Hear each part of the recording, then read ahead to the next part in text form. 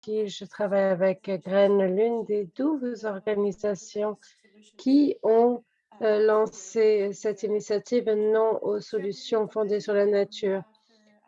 Et nous sommes très ravis, nous sommes ravis d'être avec vous. Il y a plus d'une centaine d'organisations qui ont signé cette déclaration à travers le monde. Alors, laissez-moi vous expliquer pourquoi nous nous réunissons pour lancer cette déclaration. Nous souhaitons lancer l'alerte, mettre en garde contre les solutions fondées sur la nature qui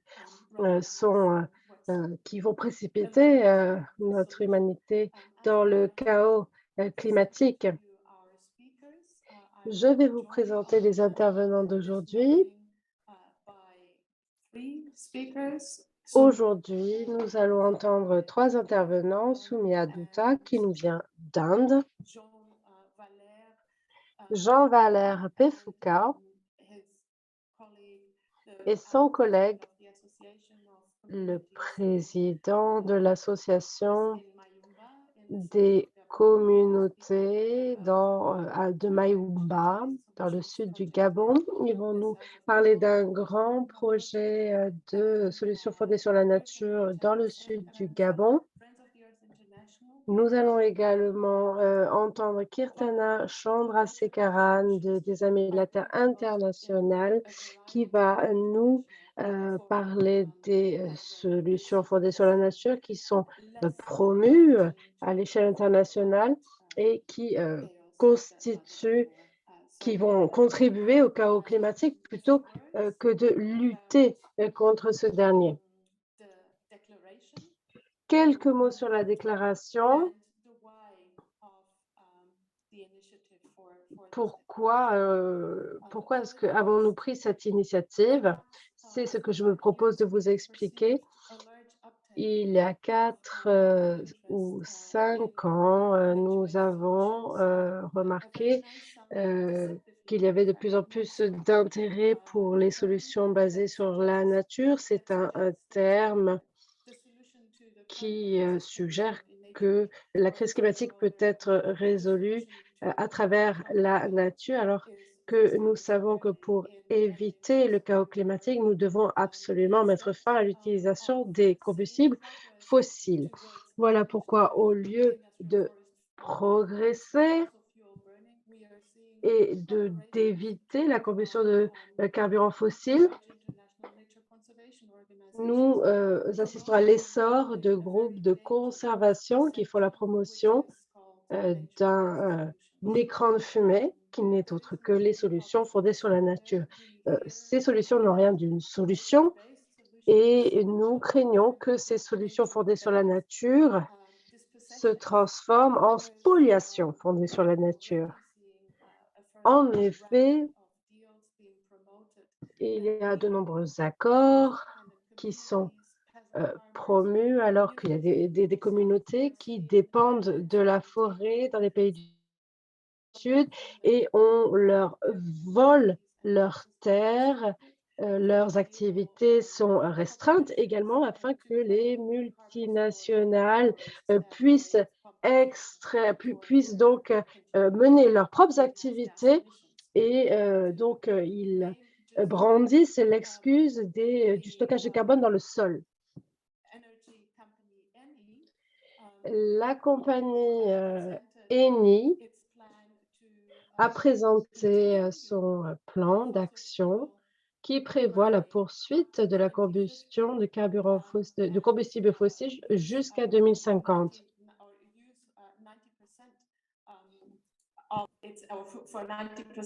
Eni indique qu'elle va faire appel aux énergies fossiles pour 90% de sa production d'énergie d'ici 2050. C'est une quantité gigantesque de combustibles fossiles qui va être libérée, rejetée dans la nature.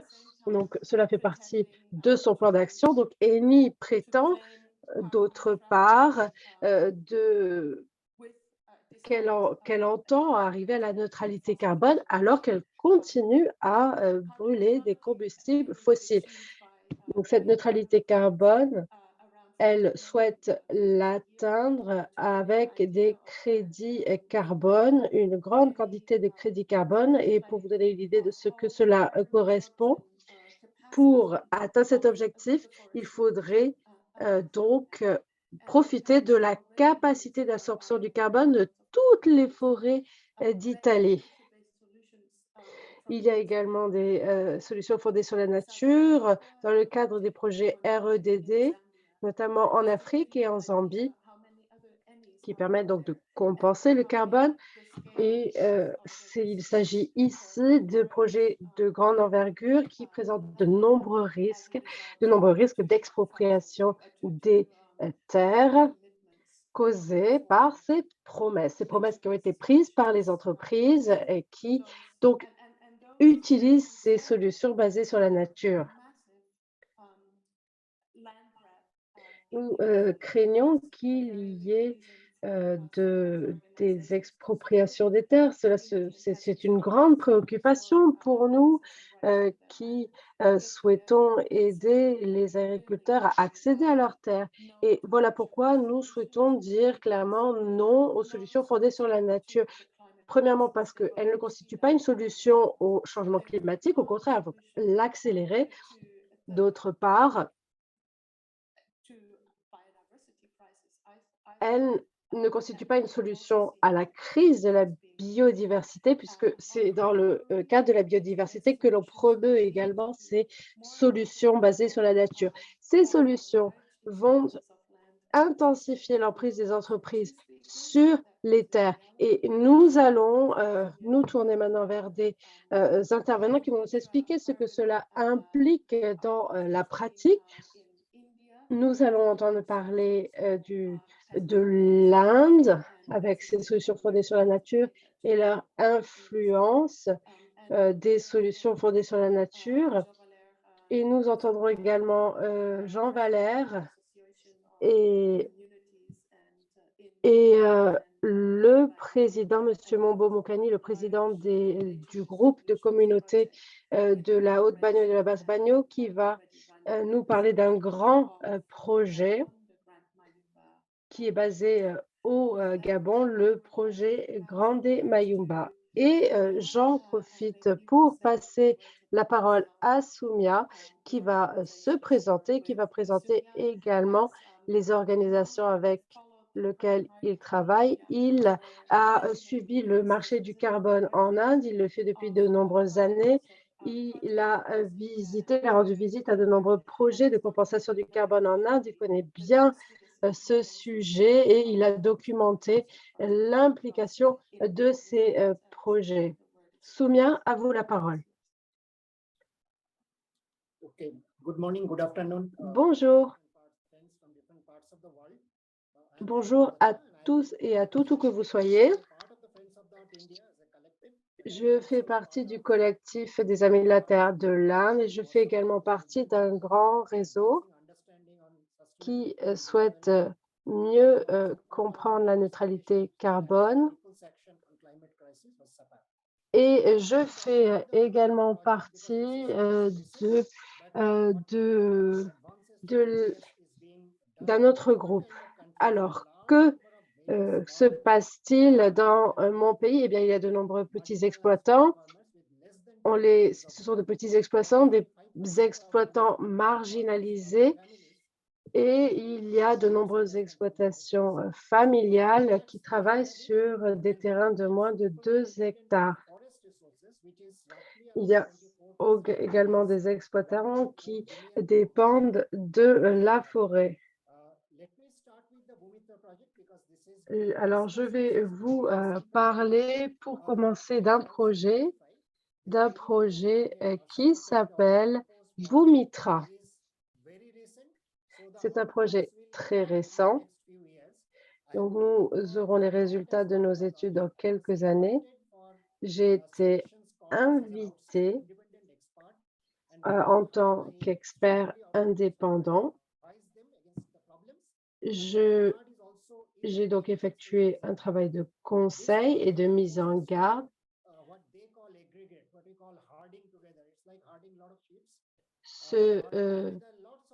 projet réunit de nombreux petits exploitants et il y a des travaux qui ont commencé sur le terrain. C'est un projet très récent. Il y a des petits exploitants sur le terrain et là, il y a, ce que nous proposons de faire. Nous prenons des mesures pour estimer la teneur en carbone des sols et nous rémunérons les paysans à la hauteur des mesures. Mais qui seront les acheteurs de ces crédits carbone? Qui seront-ils? Mais bon, nous ne le savons pas encore, donc c'est une question que nous avons posée et nous sommes une association qui représentons de nombreux agriculteurs. Nous avons donc posé cette question et pour nous, les intérêts sont clairs et donc le but du projet, c'est de compenser des émissions. Donc dès le départ, nous nous sommes rendus, compte que Biometra, pour Biometra, ce n'est pas important de savoir qui seraient les acheteurs de ces crédits carbone et ça peut être donc très c'est une approche assez problématique et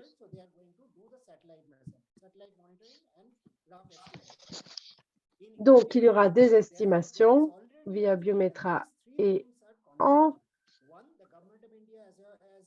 d'un côté, en Inde, il y a 2 trains qui sont en train de converger.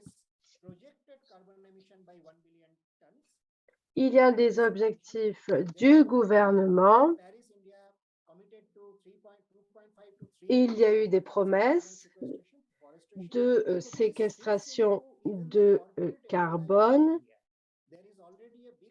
et pour le moment, nous souhaitons il y a cet élan de numérisation des données des petits exploitants, ce qui permettrait de décentraliser, de centraliser les données, mais ça, c'est très difficile. Le marché du carbone en Inde nécessite, la récolte de données, de microdonnées des petits exploitants et c'est c'est un élan qui est en train d'arriver dans d'autres secteurs et que vous le savez peut-être, donc il y a cet élan de numérisation des données des petits exploitants et c'est, donc l'une des voies qui est, heu, proposée par, ce projet. Details of the contracts being signed, but there are already questions raised, and they have said, no, no, no, the contracts as being signed are sort of sacrosanct. So this will be unfolding in the future, but let me go into... Donc, je vais vous parler tout d'abord donc de ce que sont les solutions fondées sur la nature, les SFN, donc avec le programme REDD+. Donc, dans le nord-est de l'Inde, donc il y a de grandes zones forestières, comme vous le savez peut-être.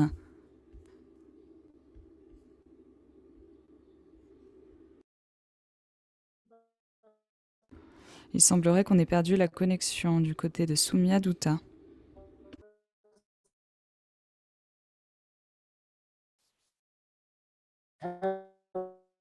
Where the indigenous people, which we call Adivasis, the headman was contacted, and there was an increasing amount. L'interprète s'excuse, elle ne peut pas interpréter car la connexion de Soumya Dutta saute.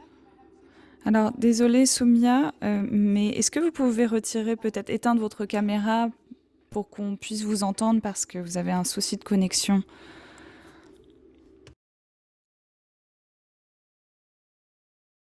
Let's wait a second. We have lost Soumia. On va attendre une petite seconde parce qu'on a perdu Soumia. Je pense qu'il va essayer de se reconnecter dans quelques temps.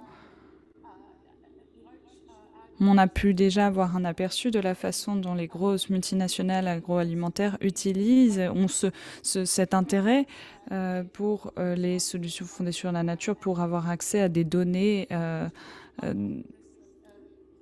en matière d'agriculture chez les petits paysans. Et ça augmente encore le contrôle de l'agriculture paysanne par ces grosses multinationales qui font partie des plus gros pollueurs au monde et contribuent grandement au changement climatique. Donc ça, je l'ai montré d'ailleurs dans la présentation, hein, brièvement. Il y a eu une étude qui a été faite sur les grosses multinationales agroalimentaires et on voit leur contribution à la pollution et à la crise climatique. Ah, Soumia s'est reconnectée. Désolée, j'ai quelques petits soucis de connexion. On est ravis de vous revoir.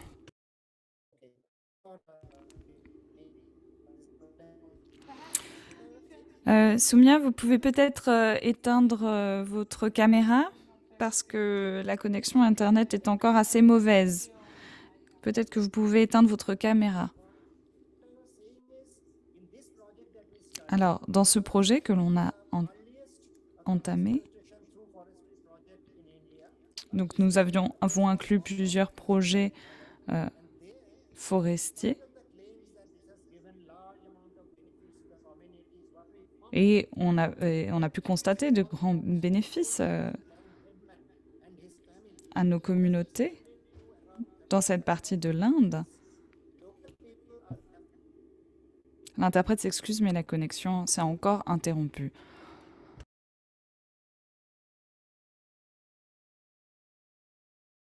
I think we have to be patient and give Soumia. Désolée, je vais vous demander d'être un petit peu patient. On va laisser un peu de temps à Soumia pour se reconnecter. Ça fait partie des soucis que l'on peut rencontrer. Désolée, hein, je vis dans une petite ville en Inde.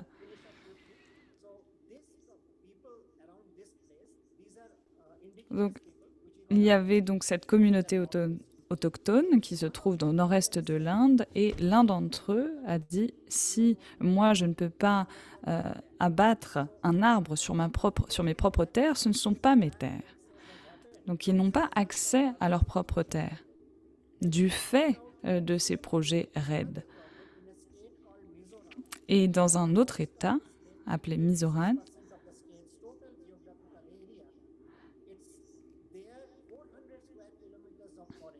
il y avait 400 km² de forêt qui s'est retrouvé sous un projet, un programme REDD, contrôlé également en partie par le gouvernement. Et en conséquence, le village donc n'avait plus vraiment accès à cette terre. Donc c'est vraiment une restriction de leur liberté. Et avec ce projet que nous avons mené dans des endroits d'Inde qui ont grandement souffert de ces projets. Donc, ces projets ont eu lieu dans des endroits densément peuplés en Inde. Nous avons rassemblé des milliers d'agriculteurs qui parlent des changements de pratiques qui se sont vus imposer. Alors, leur communauté leur sert à être résilients, à résister. Mais on peut voir qu'il y a eu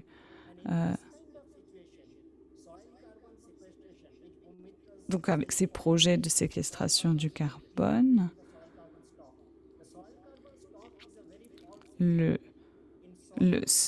en vérité, cette séquestration du carbone est un mauvais indicateur.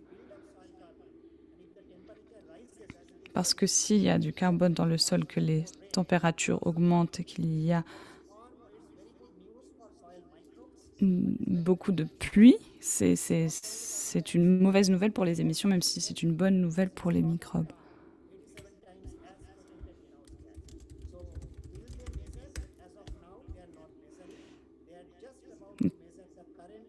Donc ils sont en train d'observer justement le revers de la médaille en appliquant, en se concentrant uniquement sur la séquestration du carbone dans les sols. Donc ça va être un problème pour notre climat, mais également pour nos libertés, la liberté des agriculteurs. Et ça va mener à la concentration de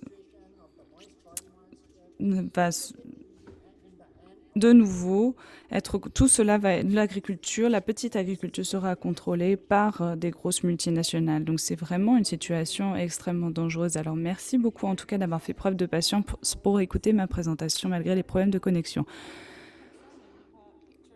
Alors c'est effectivement un panorama très préoccupant, hein, donc ce qui se passe en Inde.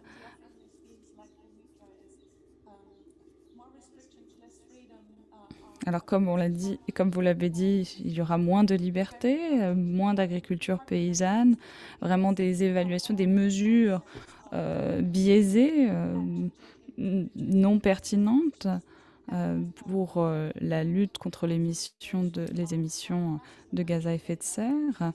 Et des données seront collectées, des données essentielles qui seront remises à une poignée de grosses multinationales qui ont déjà suffisamment de contrôle sur la production alimentaire à travers le monde. Alors, je suis ravie de voir nos collègues du Gabon qui ont pu se joindre à nous à l'occasion de cette conférence de presse. Alors, merci d'être ici avec nous. Nous avons M. Mokangi, qui est le président de l'association des communautés. Ils sont ici pour dire non au projet de Grande Mayumba, qui est une joint venture entre le gouvernement du Gabon et une entreprise qui s'appelle African Conservation Development Group, avec le fondateur Alain Durdstein, qui était impliqué dans une entreprise qui s'appelle Sustainable Forestry Management, LLC, et qui travaille donc dans ce secteur depuis de nombreuses années. Donc ce projet de joint venture, le projet Grande Mayumba, couvre une concession de 3% des terres du pays. Donc ça vous donne une petite idée de l'ampleur de ce projet et des terres inclus.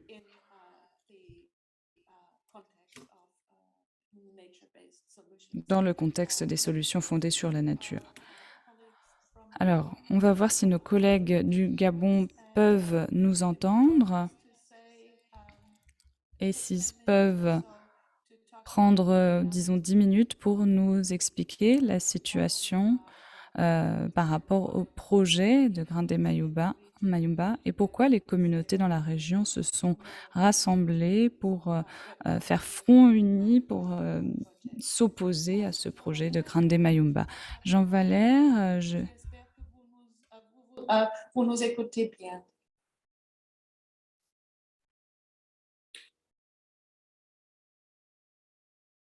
On ne vous écoute pas encore. We can't hear you yet. On ne vous entend pas pour le moment. Non, on ne vous entend toujours pas. Now, yes, wonderful. Yes, please go ahead. Yes, hello, the floor is yours. Oui, c'est bon, on vous entend, c'est à vous. Bonjour. Allô? Yes, we can hear you well. Oui, on vous entend. Ah, ok, d'accord. Bon, le projet Grand Mayumba est un projet qui n'a jamais été fait l'objet de consultation publique, comme le prévoit la loi au Gabon. Les communautés que nous sommes n'avons jamais été informées ni sensibilisées à ce sujet. Aujourd'hui, si nous avons ces informations sur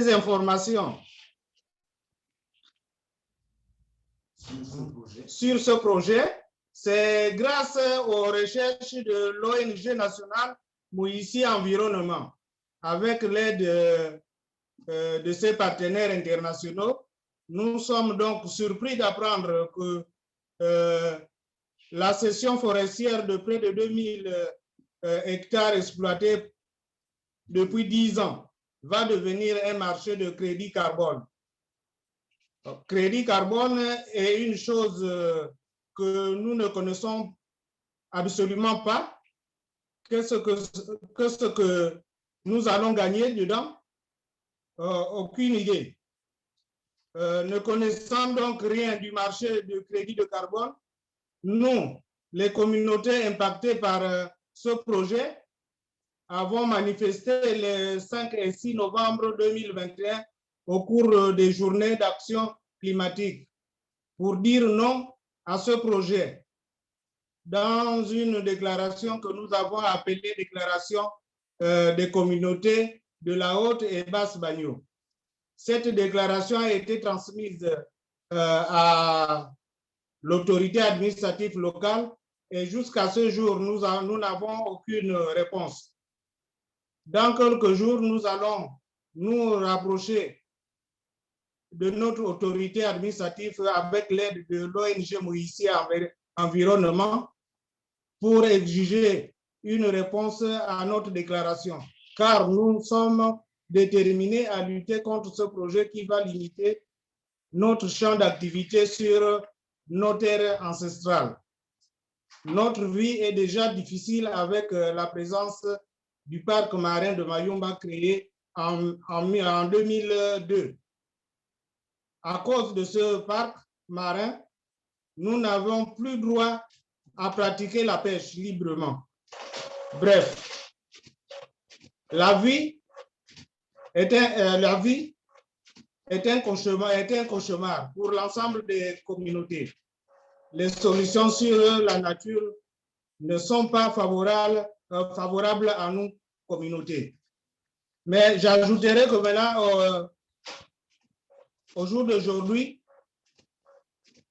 on a une recherche minière dans les mêmes endroits. On ne connaît pas vraiment le périmètre.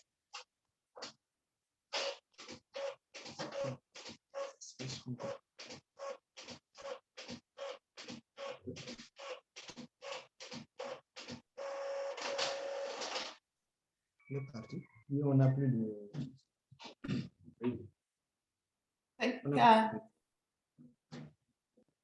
Ah, vous êtes là? Oui, on vous écoute.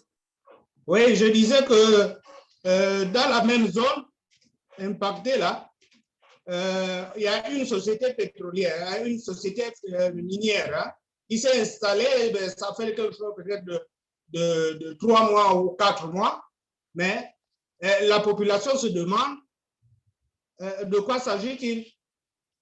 Hein? Et comme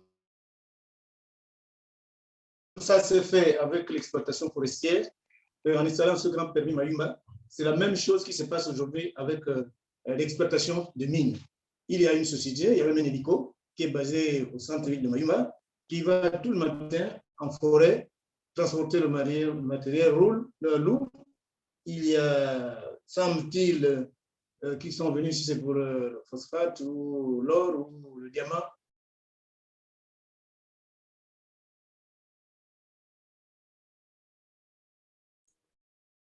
Thank you. For this very quick. Merci pour cette vue d'ensemble, ce résumé du projet Grande Mayumba et de son impact sur les communautés. Nous avons inséré dans le chat des liens qui vous redirigeront vers des informations sur l'organisation des communautés.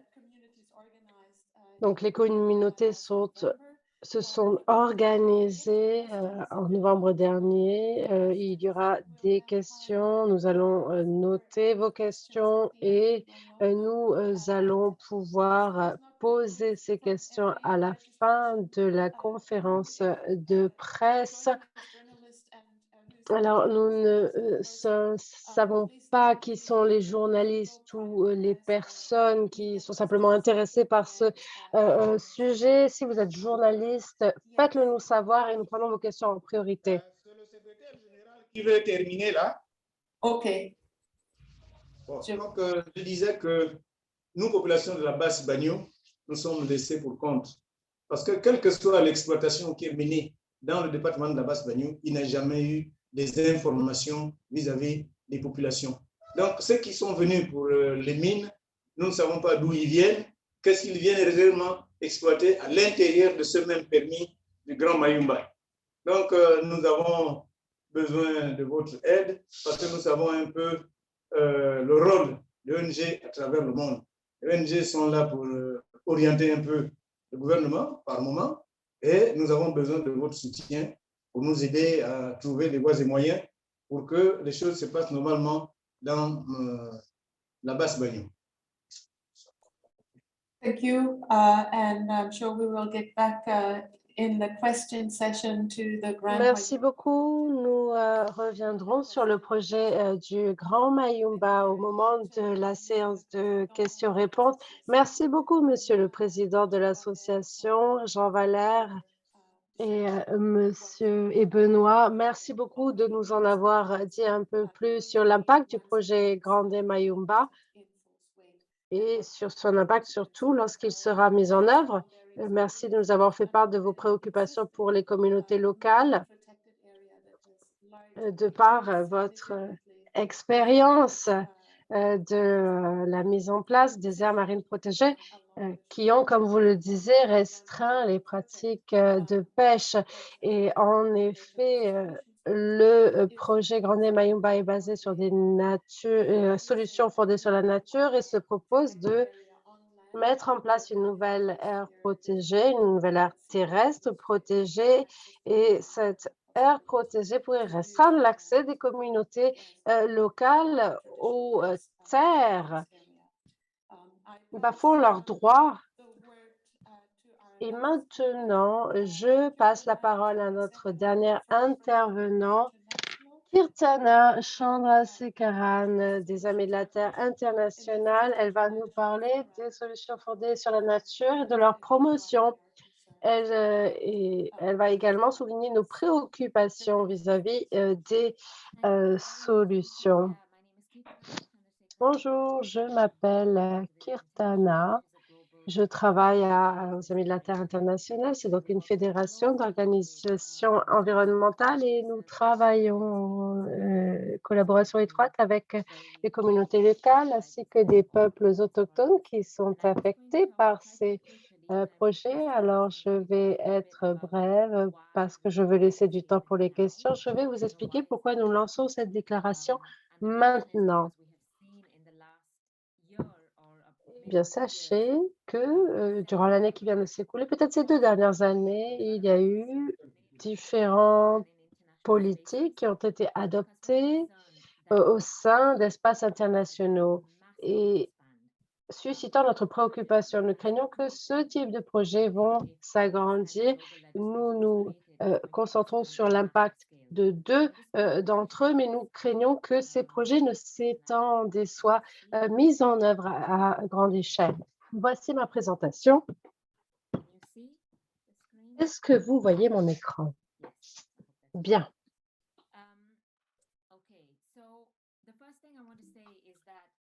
Pour commencer, ce terme de solution fondée sur la nature, SFN, est utilisé depuis longtemps. On l'utilise depuis 2009 au sein de la Banque mondiale, au sein de l'Union internationale pour la protection de la nature, l'UICN, mais on en parle également parce que on en parle dans de nombreux domaines, mais aujourd'hui, nous notons que le grand intérêt pour ces solutions repose sur les programmes de compensation du carbone, donc les crédits carbone. Je m'explique.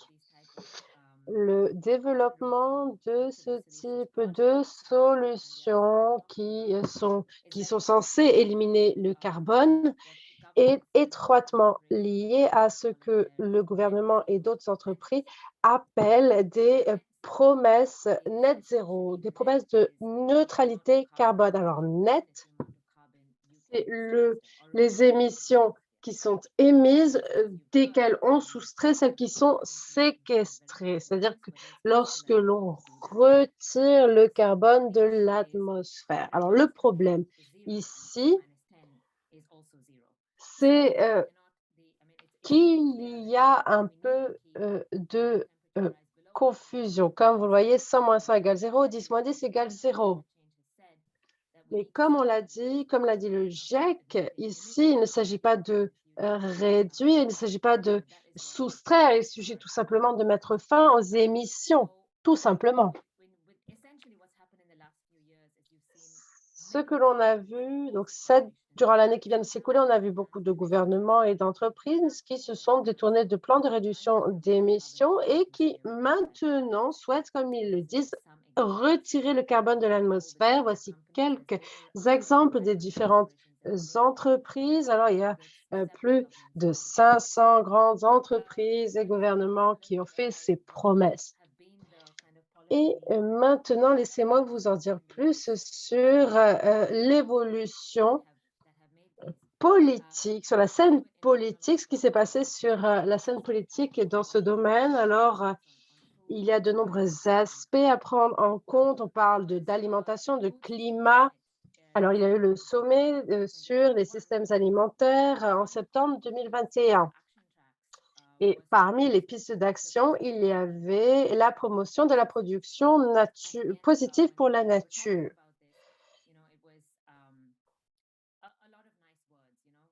Et ce concept a été bien décrit avec de belles paroles. C'est un concept de production alimentaire qui est caractérisé par des pratiques régénératrices pour gérer le sol et l'eau et améliorer la biodiversité.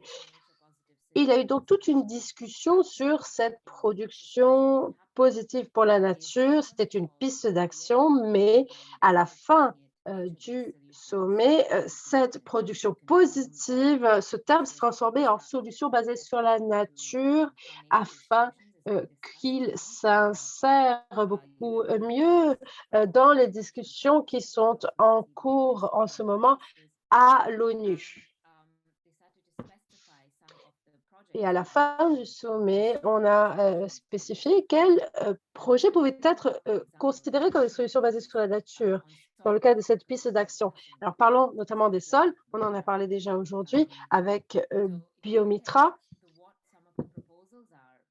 Alors, revenons sur les propositions de solutions basées sur la nature.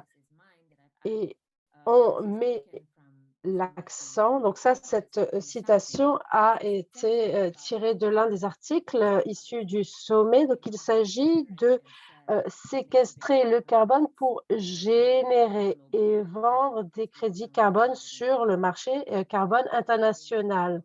Donc ce concept est donc lié à ce dont nous parlons et il vise à contribuer au projet de neutralité carbone avec le net zéro, le zéro carbone. Et il y a d'autres coalitions. Il y a une coalition d'entreprises qui est basée aux Pays-Bas. Donc ça, c'est WBCSD. Et puis voici une autre citation de la FAO qui a lancé un nouveau projet qui s'appelle Rex Oil et qui vise à améliorer les stocks de carbone et qui est considéré comme une solution pour réduire le carbone dans l'atmosphère, mais c'est impossible si l'on poursuit l'émission de carbone. Ensuite, nous devons de nous pencher sur la COP 26 et sur l'accord de Paris. Donc, plusieurs choses se sont passées à Glasgow durant la COP 26. Il y a eu le thème de la nature qui a pris de l'ampleur pour la première fois. C'était l'une des priorités du gouvernement britannique, de la présidence britannique de la COP. Et voici une citation qui a été tirée de leur site. Pour eux, pour arriver à la neutralité carbone, le net zéro, il faut des solutions basées sur la nature et donc faire appel aux arbres pour retirer le carbone de l'atmosphère et atteindre cette neutralité carbone. Donc, il y a eu des progrès politiques, il y a eu une certaine évolution qui va ouvrir la porte à ces solutions fondées sur la nature et qui sont destinées à remplir ce marché du carbone. Alors, si vous avez suivi l'évolution de la situation, il y a eu un accord controversé sur les marchés du carbone et donc c'est un accord qui a été trouvé au bout de nombreuses années et pour nous, donc cet accord qui a été signé en novembre indique que si l'on retire du carbone de l'atmosphère, cela peut se transformer en crédit carbone qui va passer sur le marché. Et donc, cet accord ouvre la porte à des marchés de carbone basés par l'ONU et il y a un marché de carbone qui a été développé au Royaume-Uni qui vaut plus de 100 milliards de dollars. Et donc, tous ces marchés de carbone souhaitent prise ces crédits carbone et nous craignons que donc ce marché ne s'agrandisse. Maintenant, je souhaiterais vous dire quelques mots sur le pacte climat de Glasgow. C'est donc l'accord cadre selon lequel la contribution de la nature aux écosystèmes est reconnue pour l'adaptation et l'atténuation du changement climatique. C'est une très belle phrase, mais ce qui est important ici, c'est que il y a des réservoirs. Donc, pour eux, les écosystèmes, les forêts, les écosystèmes marins sont perçus comme des réservoirs de gaz à effet de serre, ce qui ouvre la porte, encore une fois, à l'intrusion de la finance climatique dans ces carbones. Et ça a l'air assez intéressant puisque l'idée, c'est de séquestrer le carbone. Mais tout cela va mener à des conséquences plutôt nuisibles, désastreuses. Enfin, voici des événements qui sont très actuels, puisqu'il y a cette semaine la Convention sur la biodiversité qui a déjà commencé. Il y aura des discussions sur les solutions fondées sur la nature aujourd'hui et demain.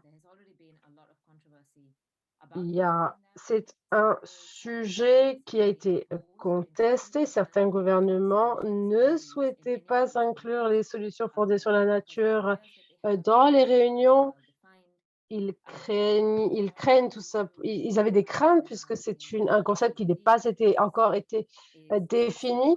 Mais aujourd'hui, nous retrouvons dans le cadre de la Convention l'objectif numéro 8 avec les solutions fondées sur la nature, alors que mais ce terme a été retiré, mais comme vous pouvez le voir ici, la Convention devrait contribuer aux efforts de retrait du carbone de l'atmosphère. Et ça, c'est un problème parce que la Convention vise à protéger la biodiversité. Ce n'est pas une convention sur le changement climatique. Mais ici, on fait le lien entre les deux. Donc, nos craintes, c'est qu'à travers la Convention, l'on continue de promouvoir ces crédits carbone, ces crédits de retrait du carbone. Et cela ne pourrait donc avoir des conséquences, notamment au niveau de la conservation. Alors, je vais peut-être prendre des questions à présent, mais ce que je souhaiterais préciser, c'est qu'aussi au niveau régional, international, les législations qui sont créées aujourd'hui dans le but de poursuivre ce marché des crédits carbone, il y a notamment, donc parmi ces structures, il y a l'Union européenne qui a convenu d'un train de mesures sur le retrait du carbone et faisant avec un mécanisme qui sera mis en œuvre avec des outils juridiques pour permettre la séquestration du carbone et que cela fasse partie du projet pour atteindre cet objectif net zéro. Et ça, c'est juste une autorité régionale, mais ça a été également fait aux États-Unis. Donc, on est très, très préoccupé par les retombées de ces projets-là dans les années à venir. Merci pour votre attention. Merci beaucoup, Kirtana. Alors, nous avons pu voir les différents aspects qui sont concernés par ces solutions fondées sur la nature et les risques multiples qu'elles présentent et qui, malgré cela, continuent à être mises en avant. Alors, je vais ouvrir le débat. Alors, il y a une question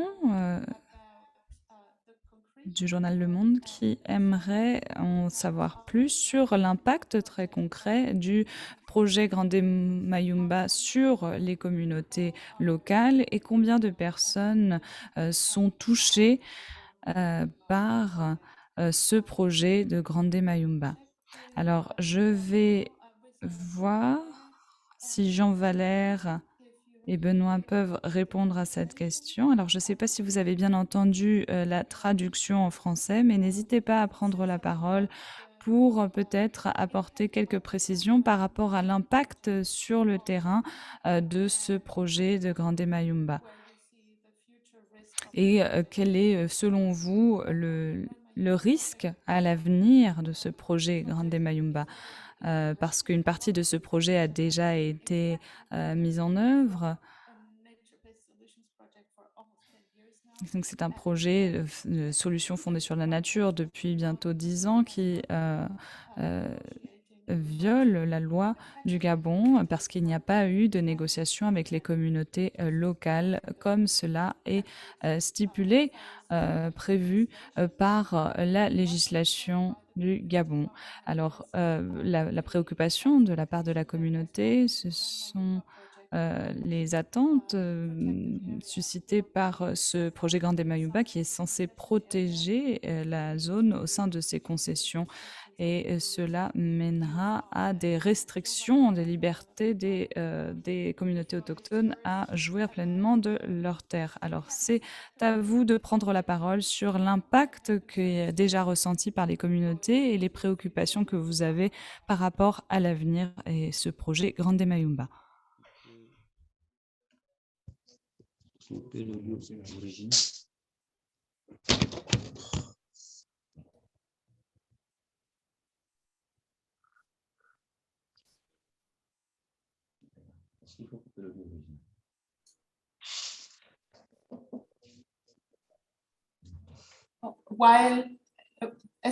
Can you hear us in Est-ce que vous nous entendez à Mayumba?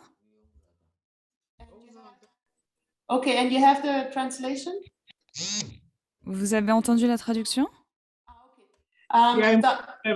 Il y a un problème avec la traduction. Donc, il y a une question sur les impacts que les communautés déjà perçoivent par cause du projet Grand Mayumba.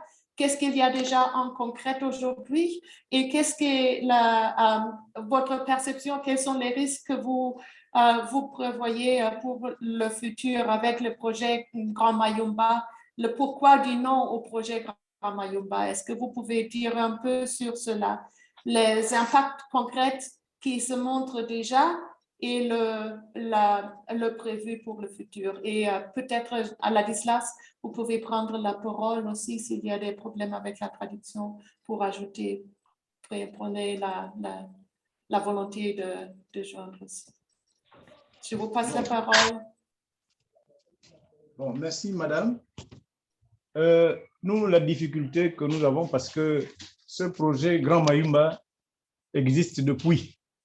Il y a plusieurs années qu'on a entendu parler du projet Grand Mayumba. Jusqu'à présent, il n'y a rien de concret. Et là où nous sommes surpris par rapport aux informations que nous avons avec ceux qui travaillent à l'intérieur, il y a près de 4000 et quelques mètres cubes de bois qui ont été coupés depuis 2 ans, qui sont en train de pourrir sur pattes. C'est-à-dire qu'à travers ça, nous voyons déjà que rien ne peut marcher. Ils ont promis l'ouverture d'une grande scierie, une usine de déroulage pour la fabrique de contreplaqués. Depuis qu'ils se sont installés, rien ne bouge. Et tout dernièrement, on vient de nous informer qu'il y a encore une équipe de travailleurs qui vont être mis en repos, on ne sait pour quelle raison. Et tout cela se passe même sans pour autant que l'inspecteur du travail ne soit informé. Donc, nous avons vraiment des inquiétudes parce que rien ne sort de la forêt, la population ne gagne rien avec, et surtout qu'il manque vraiment de l'information. C'est pourquoi nous sollicitons votre aide, parce que vous aviez de l'expertise. Je crois que vous pourriez nous orienter là-dessus. Yuta, je peux compléter? Oui, s'il vous plaît. Voilà, donc le Grand Mayumba se trouve dans le projet Grand Mayumba, c'est dans la province de la Nyanga, qui est située au sud-ouest du Gabon. Alors, la province de la Nyanga, on peut dire à peu près que c'est près de 30 000 âmes qui vivent. Et le projet est concentré dans la zone de Mayumba, donc dans la ville de Mayumba et dans les départements. Il y a 3, sinon 4 départements qui sont touchés. Il y a le département de la Basse-Banio, dont la capitale est Mayumba. Il y a le département de la Haute-Banio, jusqu'où s'étend la concession forestière. Il y a le département de Mongo, où va se faire le projet agro-industrie de la canne à sucre. Et il y a le département de Mouti, où se trouve la capitale Tchibanga. Donc, c'est environ un peu plus de 30 000 âmes qui vivent. À Mayumba, c'est près de 6 000 âmes qui vivent, un peu moins, peut-être 2 000 âmes du côté de Dindi, dans la Haute-Banio, et à Mongo, 2 000 âmes à peu près. Donc, la difficulté, c'est que ce projet n'a jamais fait, et les communautés l'ont dit tout à l'heure avec Jean Valère, les communautés n'ont jamais fait l'objet d'une quelconque consultation publique. Donc, ils n'ont eu aucune information, ils n'ont eu aucune sensibilisation. Normalement, la loi gabonaise veut que quand il y a un projet d'envergure, eh bien, que les communautés soient informées et sensibilisées. Ça, ce n'est pas fait. Maintenant, ce qui est encore plus embêtant dans ce projet, c'est qu'il n'est pas dit officiellement que c'est un projet qui repose sur le crédit carbone. Personne ne parle de ça. Aucune autorité administrative ne le dit publiquement. Ce qui est connu, c'est que c'est un projet dédié à l'exploitation forestière. C'est une concession forestière de 200 000 hectares qui a été donnée à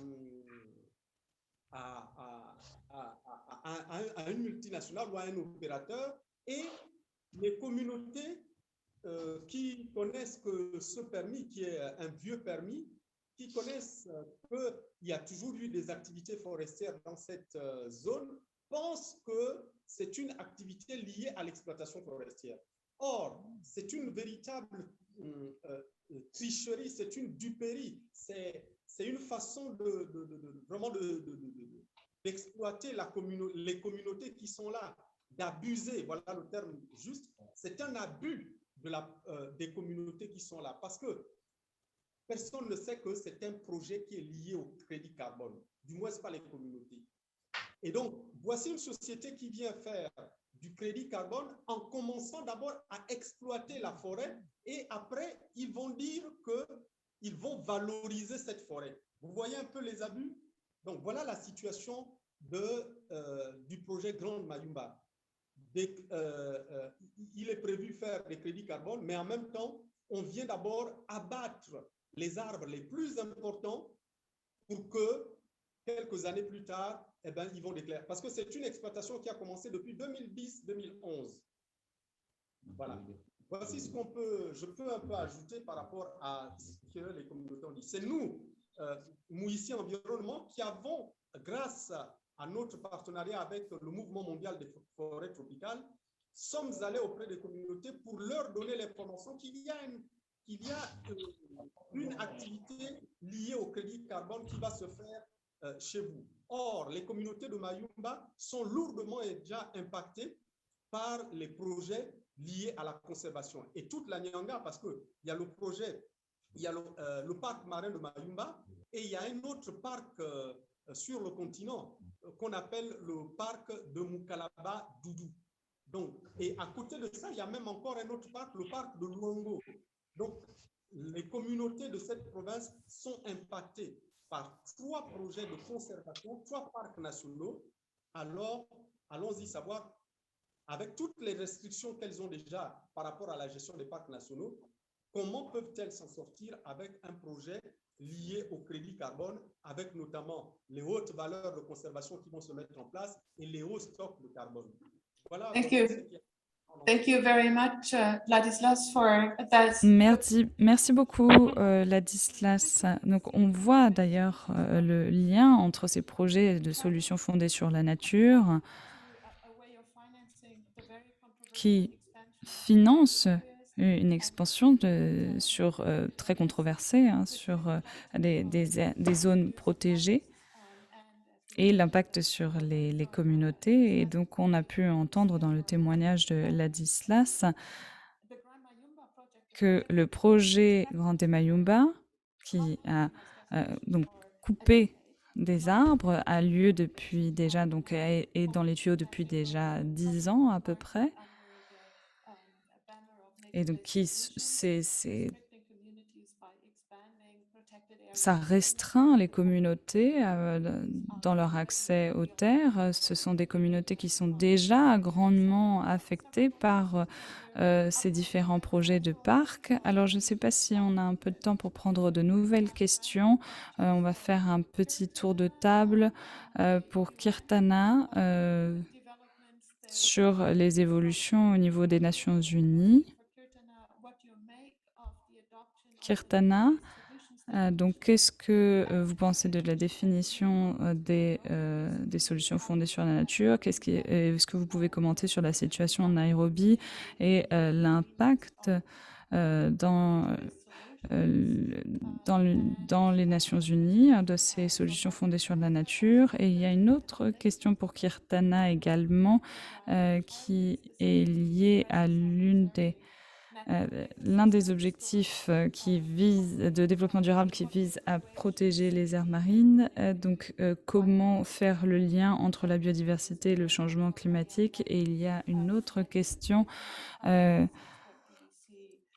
qui est liée à la compensation carbone. Est-ce que c'est une alternative envisageable ou non? Kirtana, souhaitez-vous répondre à la question? Et si ça ne dérange pas les interprètes de rester pour 5 minutes de plus. Oui, ce sont des questions très importantes. Je n'en ai pas parlé jusqu'à présent, mais c'est vrai, il y a eu une résolution sur les SFN. Je pense que c'est de ça dont vous parliez. Je ne retrouve plus votre question, mais je pense que c'est la résolution de l'UNAE Et cette résolution a été promue par l'Union européenne. Donc, en fait, les SFN sont promus dans tous les espaces. Donc, nous pensons que le concept de SFN va être réintroduit dans la Convention sur la biodiversité. Selon nous, ce qui est le plus préoccupant, c'est le signal politique envoyé par l'Union européenne. C'est un pouvoir de lobby et l'Union européenne a dans la résolution comprend une très bonne définition des SFN, même si c'est très vague.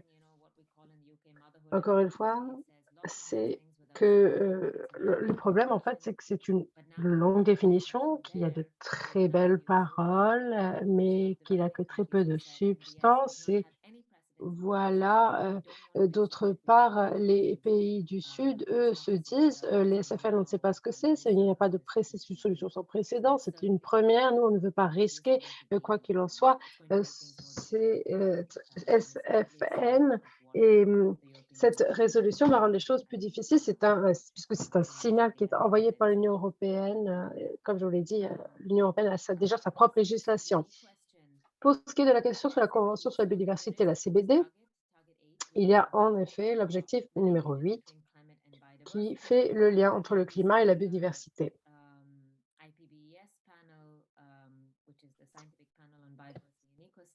Et le panel scientifique sur la biodiversité a indiqué donc que le changement climatique ne fait qu'aggraver la perte de biodiversité. Donc là, il y a beaucoup de liens à faire. Donc ce que nous voulons, nous, c'est faire le lien, oui, mais de manière plus bénéfique. On pourrait, par exemple, la CBD pourrait se pencher sur les causes de la déforestation.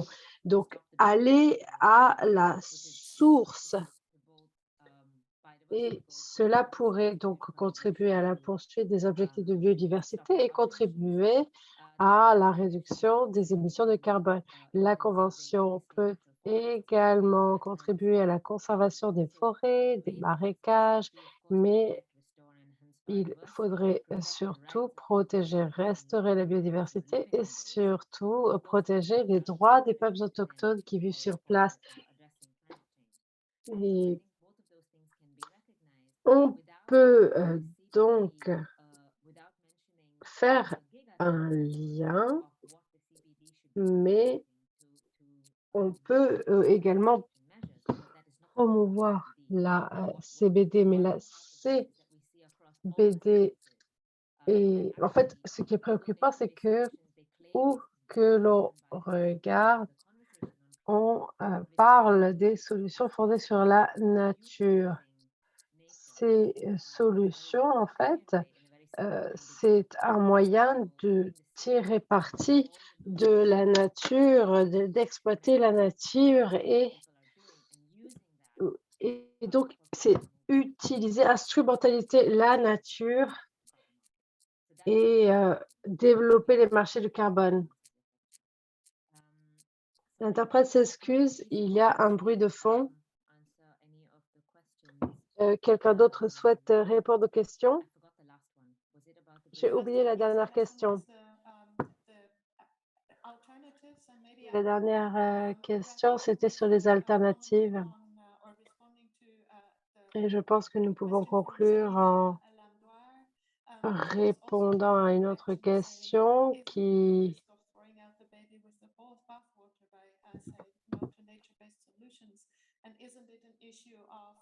demande s'il n'est pas un problème au niveau des communautés qui doivent pouvoir profiter des projets.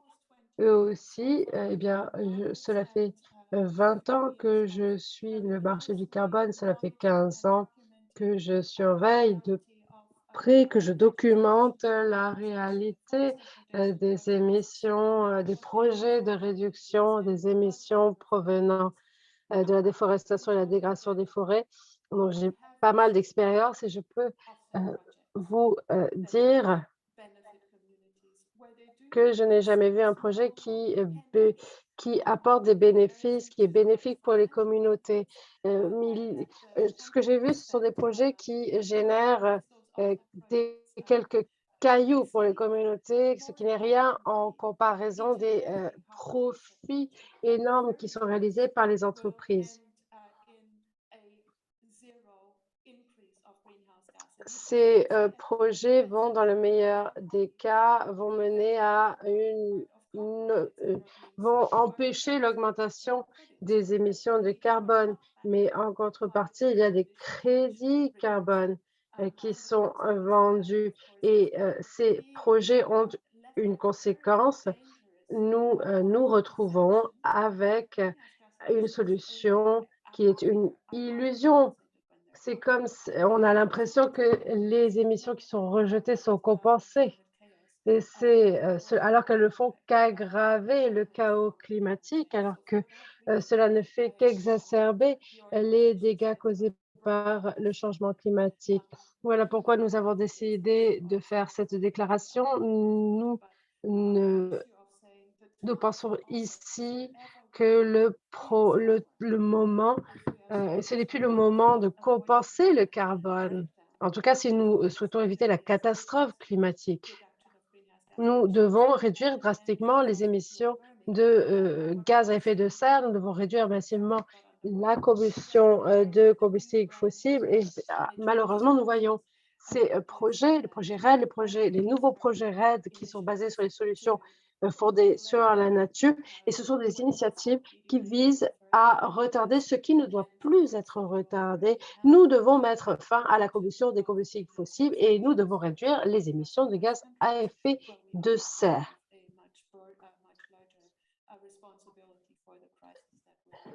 Donc nous, et sur ces mots, je m'excuse, Yuta, je souhaiterais répondre. C'est Soumia. Alors, je serai très rapide.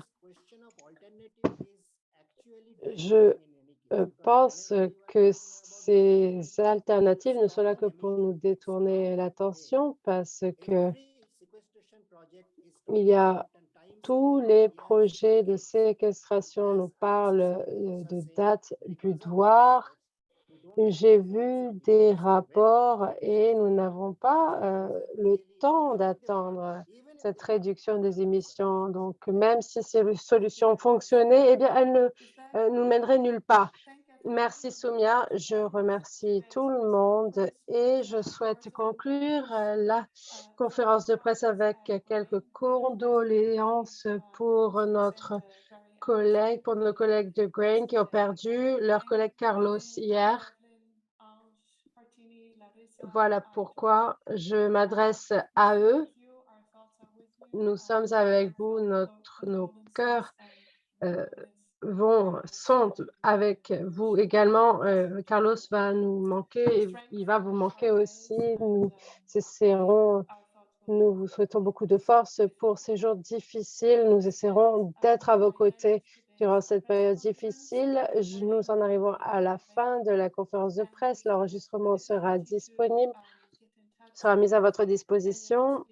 Si vous souhaitez contacter l'un des intervenants, n'hésitez pas à vous tourner vers moi, me consulter et n'hésitez pas non plus à partager vos coordonnées dans le chat avec nous. Merci encore une fois d'avoir assisté à cette conférence de presse aujourd'hui.